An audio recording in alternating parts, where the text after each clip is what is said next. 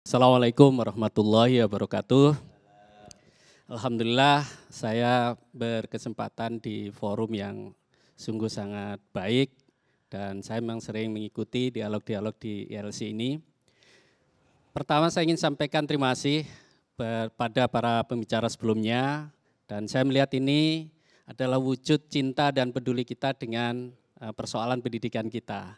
Saya kira kita satu keinginan bersama bagaimana memajukan pendidikan kita sehingga SDM unggul yang sudah dicanangkan oleh Presiden itu bisa kita wujudkan. Saya terima kasih sekali.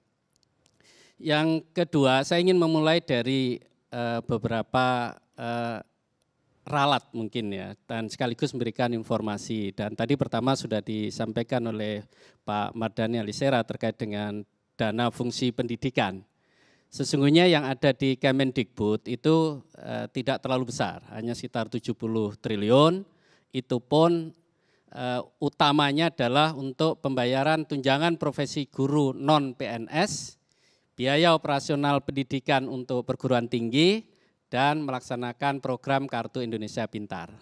Sementara yang terkait dengan tadi dipertanyakan bagaimana komitmen Kemdikbud untuk penanganan COVID, ini dengan sepertujuan juga dengan DPR sudah dilakukan refocusing untuk anggaran Kemdikbud itu 1,5 triliun.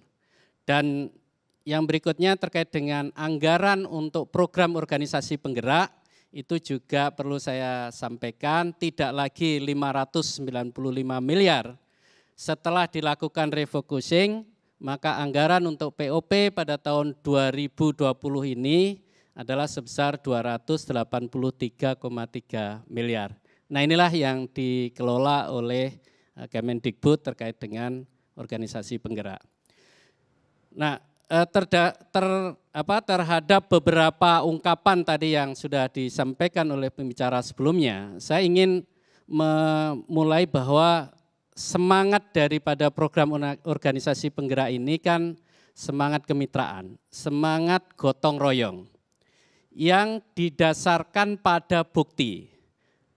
Nah, karena ini didasarkan pada bukti, maka yang kita tekankan adalah apa yang dilakukan oleh organisasi-organisasi itu sebelumnya. Makanya ada standar penilaian yang kita gunakan, apakah organisasi itu sudah memberikan praktek baik atau bukti bahwa program yang dilakukan berdampak pada peningkatan hasil belajar siswa. Atau baru berdampak pada meningkatnya motivasi, kompetensi dan kinerja para guru. Atau baru inovasi-inovasi yang itu berdasarkan kajian akademis, implementatif itu dinyatakan baik. Dan itulah Bang Karni, Bapak Ibu sekalian, makanya di dalam kategorisasi program ini kita mengenal ada istilah kategori gajah, kategori macan, kategori kijang. Itu karena didasarkan pada tuntutan terhadap praktek baik dan bukti-bukti yang sudah mereka persembahkan. Kemudian saya juga perlu menyampaikan bahwa program organisasi penggerak ini dipayungi dengan beberapa peraturan, tidak hanya 1 atau 2 peraturan. Yang pertama tadi sudah benar disebut ada Permendikbud nomor 32 tahun 2019, itu bicara tentang penyaluran bantuan pemerintah. Kemudian Persesjen nomor 3 tahun 2020 itu tentang petunjuk teknis penyaluran bantuan pemerintah untuk program organisasi penggerak. Yang belum disampaikan tadi adalah Peraturan Sesjen nomor 4 tahun 2020 tentang pedoman pelaksanaan program organisasi penggerak. Nah, justru di Persesjen nomor 4 inilah sesungguhnya yang mengatur bagaimana skema pembiayaan yang diusulkan oleh organisasi penggerak itu bisa dilakukan. Makanya kalau merujuknya hanya pada Permendikbud nomor 32 dan Persesjen nomor 3 tidak akan menemukan skema pembiayaan. Karena 2 peraturan itu hanya mengatur bantuan pemerintah yang disalurkan. Nah, di dalam Persesjen nomor 4 itulah maka kita menyantumkan organisasi penggerak dalam melaksanakan programnya itu bisa mengambil skema pembiayaan dengan mengajukan APBN, bantuan pemerintah, atau pembiayaan mandiri. Pembiayaan mandiri itu pengertiannya adalah anggaran diambil dari milik organisasi lembaga itu sendiri. Saya jelaskan. Jadi begini, nah pengertian mandiri itu adalah dananya bukan dari pemerintah, tapi dana yang dibawa oleh organisasi itu sendiri untuk melaksanakan programnya. Makanya di dalam evaluasi yang kami lakukan terhadap 183 proposal yang sudah lolos, maka datanya ada 119 proposal yang mereka pure full pembiayaan APBN, ada 62 proposal yang di dalamnya itu berisi dana sharing, dan kemudian ada 2 proposal yang full penggunaan dana mandiri. Sehingga saya ingin sampaikan bahwa pernyataan Tanoto Foundation dan kemudian Sampurna dan Yayasan Sampurna itu sebenarnya dari sejak pengusulan proposal yang mereka lakukan itu sudah ada state di dalam pengajuan proposal itu yang menyatakan bahwa dia memang hanya mensinergikan programnya. Pembiayaannya adalah full dari organisasi yang bersangkutan. Itu jadi dilihatnya mengacu kepada Persesjen nomor 4 dan itu sudah tahun 2020. Tanggalnya saya bisa sebutkan nanti kalau tidak salah sekitar bulan Maret. Nanti bisa di googling. Ya, santai. Ya, saya juga ada pasalnya. Kalau mau disebutkan saya juga bisa, Bu Retno.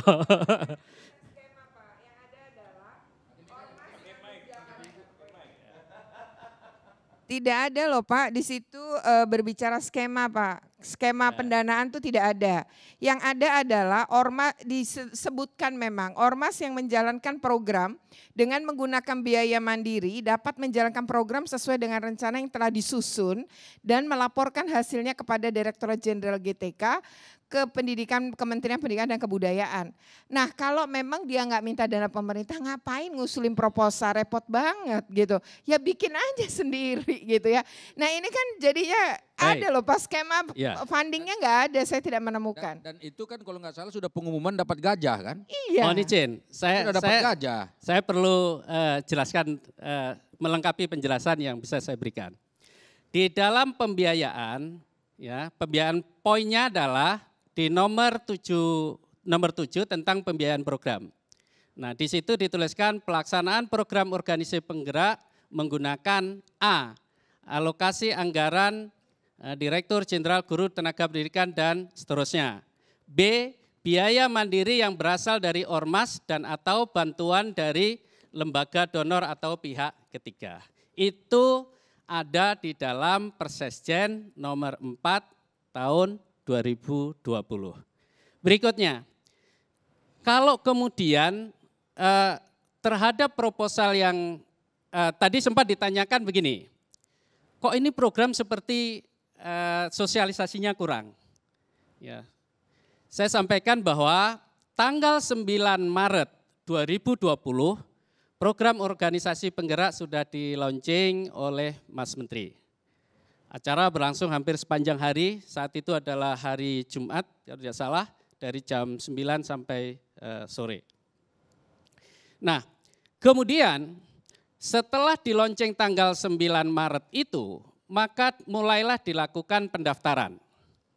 Dan pendaftaran dibuka dari tanggal 16 Maret, jadi sepekan setelah launching, jadi waktunya cukup, sampai tanggal 16 April.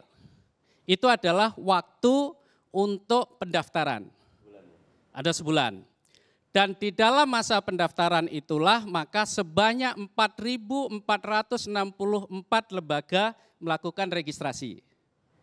Yang pada akhirnya sebanyak 3.010 lembaga melakukan aktivasi kemudian yang 1454 tidak melanjutkan. Nah, pada saat dia masa pendaftaran itulah, maka organisasi-organisasi itu sudah mencantumkan nama organisasinya apa, kemudian kelengkapan MPWP, SK Menkumham, dan seterusnya. Sampai kepada judul proposal yang akan dia lakukan. Ketika terjadi kondisi pandemik, maka ada keluhan bahwa waktu tidak cukup untuk melengkapi dokumen-dokumen itu. Maka kemudian dilakukan perpanjangan selama 2 pekan dari tanggal 17 April sampai 30 April. Tetapi perpanjangan ini diperuntukkan bagi organisasi yang memang sudah melakukan registrasi. Gitu. Jadi tidak ada organisasi yang tiba-tiba 2 hari sebelum bulan Mei atau seminggu sebelum bulan Mei baru mengirimkan proposal, tidak. Karena jauh-jauh hari sebelum tanggal 16 April pasti sudah melakukan registrasi.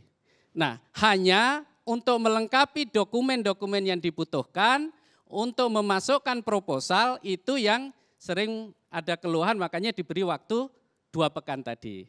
Sampai di tanggal 30 April, maka masih ada ditemukan organisasi-organisasi yang membutuhkan waktu untuk melengkapi dokumen-dokumen pendukung seperti domisili, NPWP, kemudian SK Menkumham, tetapi proposalnya sudah harus masuk sebelum tanggal 30 April itu.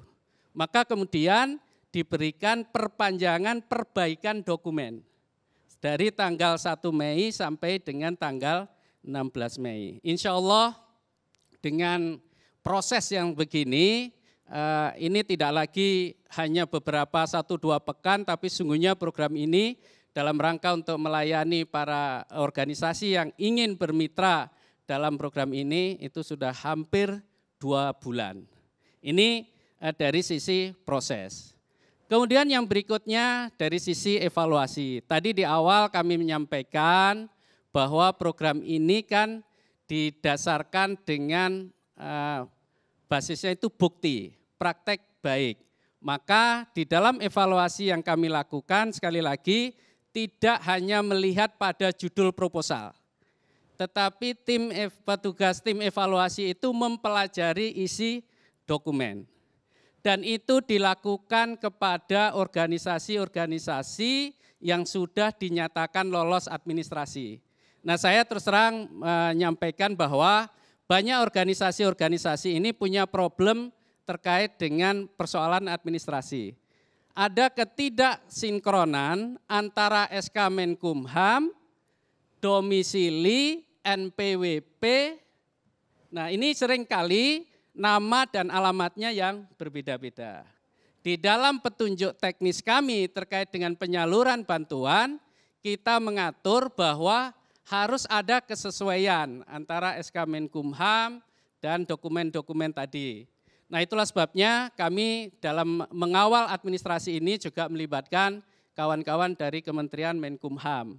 Dan itulah yang kami lakukan dengan mendorong pada beberapa organisasi yang punya problem persoalan melengkapi administrasi ini, yang kami dengan semangat untuk bisa memberikan pelayanan prima. Nah, kami menghubungi kepada yang bersangkutan, ada problem apa yang bisa kami bantu. Nah, itu dialog-dialog kami lakukan melalui portal yang kami siapkan. Dan Bapak Ibu, kami di dalam mengawal proses dari sejak pendaftaran itu secara online. Ya, semuanya bisa dipantau dan dilihat dari portal dari program organisasi penggerak ini. Nah, terhadap mereka yang sudah dinyatakan lolos administrasi, maka kami masuk pada penilaian yang kedua, yaitu tes untuk teknis substantif. Itulah yang kemudian kami mendalami bagaimana rekam jejak dari organisasi tersebut. Bagaimana praktek baik yang dilakukan oleh organisasi tersebut. Nah, setelah kami lakukan penilaian itu, kami mendapatkan skornya, maka tidak berhenti di situ, kami pun juga melakukan verifikasi lapangan.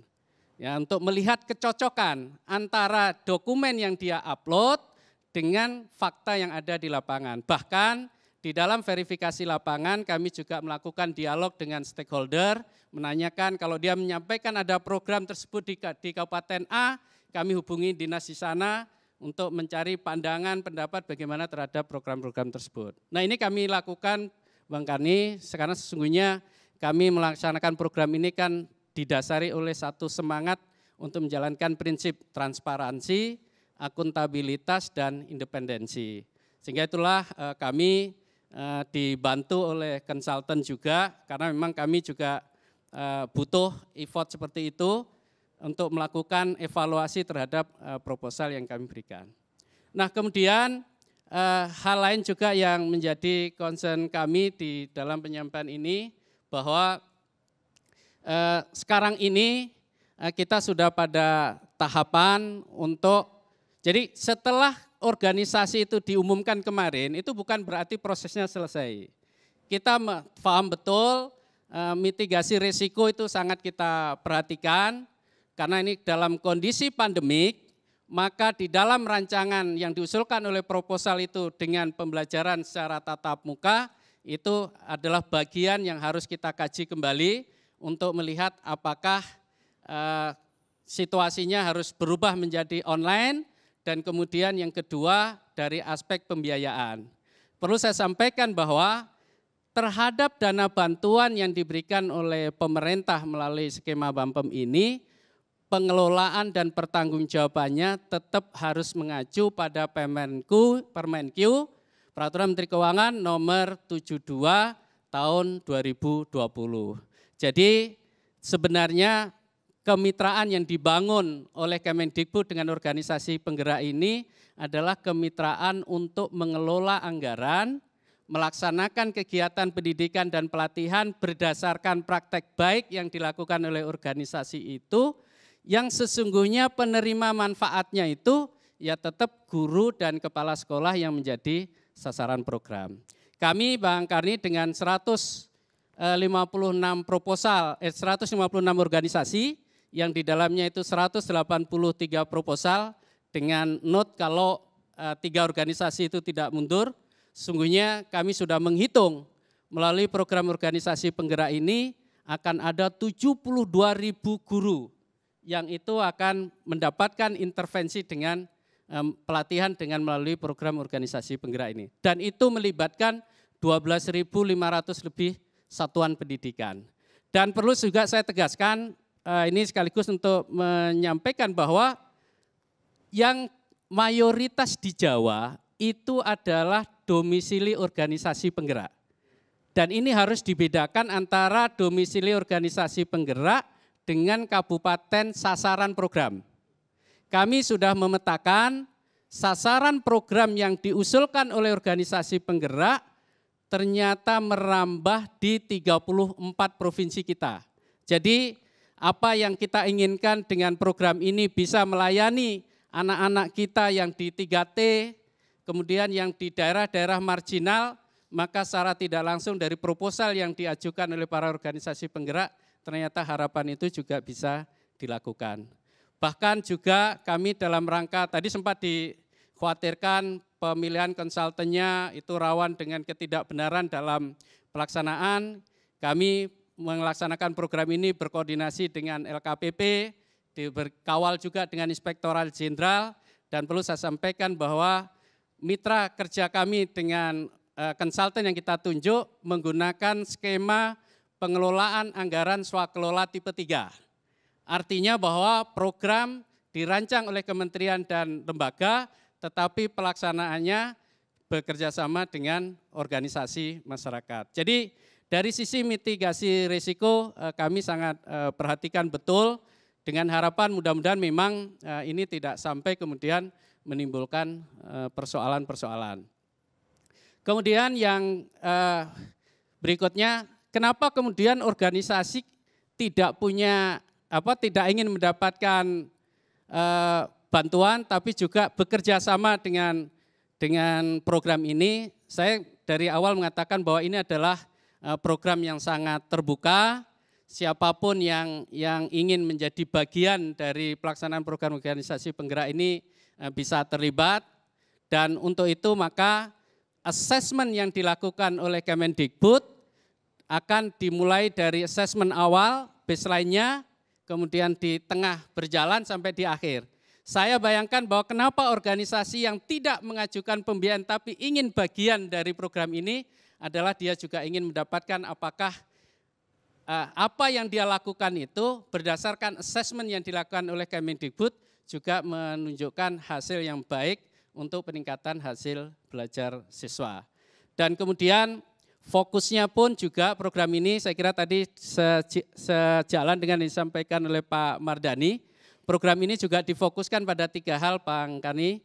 Yang pertama adalah literasi, kemudian yang kedua numerasi, dan yang ketiga karakter. Dan khusus untuk sasaran PAUD, maka asesmen nanti difokuskan pada perkembangan dan pertumbuhan anak didik.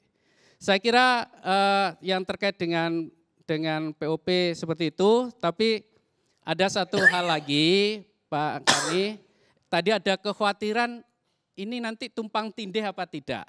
Ya, Bapak dan Ibu, kami di Kemendikbud dengan tim yang solid, kami punya kontrak officer untuk memastikan bahwa program ini terkawal betul dari sisi pengelolaan anggaran.